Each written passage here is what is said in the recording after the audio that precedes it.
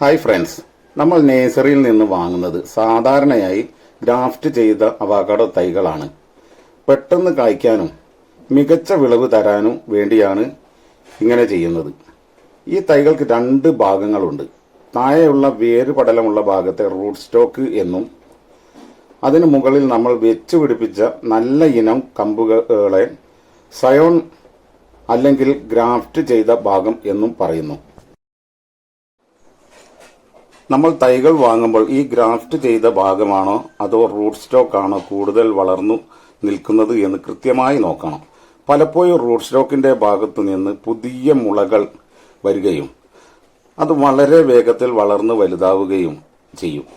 ഈ വീഡിയോയിൽ കാണുന്നത് പോലെ റൂട്ട് സ്റ്റോക്കിന്റെ ഭാഗം കൂടുതൽ ഉയർന്നു കഴിഞ്ഞാൽ അത് ഗ്രാഫ്റ്റ് ചെയ്ത നല്ല ഇനത്തിലേക്കുള്ള ഭക്ഷണവും വെള്ളവും തടയുകയും ആ ഭാഗത്തെ സാവധാനം ഇല്ലാതാക്കി കളയുകയും ചെയ്യും.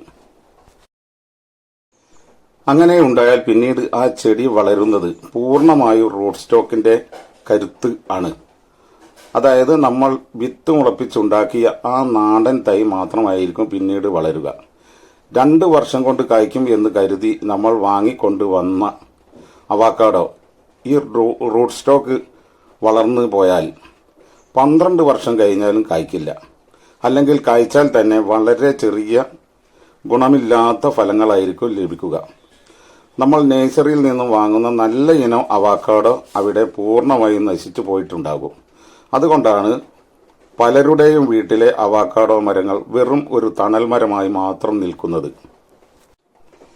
അതിനുള്ള ഏക പരിഹാരം നമ്മൾ എപ്പോഴും ഈ ഗ്രാഫ്റ്റ് ചെയ്ത ഭാഗത്തിന് താഴെ നിന്ന് വരുന്ന മുളകളെ കൃത്യമായി നിരീക്ഷിക്കുക എന്നതാണ്.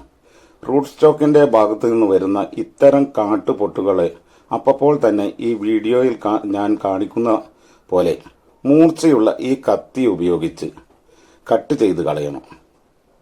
ഇതിനെ ഒരിക്കലും വളരാൻ അനുവദിക്കരുത്. ചെടിയുടെ എല്ലാ ഊർജവും ഗ്രാഫ്റ്റ് ചെയ്ത മുകളിലെ നല്ല ഇനം കൊമ്പിലേക്ക് മാത്രമേ പോകാവൂ. ഈ വീഡിയോയിൽ കാണുന്നത് പോലെ കൃത്യമായ പരിചരണം തുടക്കത്തിലേ നൽകിയാൽ മാത്രമേ നമ്മുടെ അവക്കാഡോ തൈകൾ ആരോഗ്യത്തോടെ വളരുകയുള്ളൂ. അതുകൊണ്ട് ഇനി നേഴ്സറിയിൽ നിന്ന് തൈകൾ വാങ്ങുമ്പോൾ ഗ്രാഫ്റ്റ് ചെയ്ത ഭാഗം കൃത്യമാണെന്ന് ഉറപ്പുവരുത്തുക. വീട്ടിൽ നട്ടതിനു ശേഷവും റൂട്ട് സ്റ്റോക്കിൽ നിന്ന് വരുന്ന മുളകൾ അപ്പോൾ തന്നെ മുറിച്ചു മാറ്റുക. 2 വർഷത്തിനുള്ളിൽ തന്നെ നിങ്ങളുടെ വീട്ടിൽ അവക്കാഡോ നല്ല സൂപ്പർ പഴങ്ങൾ കായ്ക്കുന്നത് നിങ്ങൾക്ക് കാണാം. ഈ അറിവ് നിങ്ങൾക്ക് ഉപകാരപ്രദമാണെന്ന് കരുതുന്നു. വീഡിയോ ഇഷ്ടമായാൽ ലൈക്ക് ചെയ്യാനും മറ്റുള്ളവരിലേക്ക് ഷെയർ ചെയ്യാനും സബ് ചെയ്യാനും മറക്കരുതേ.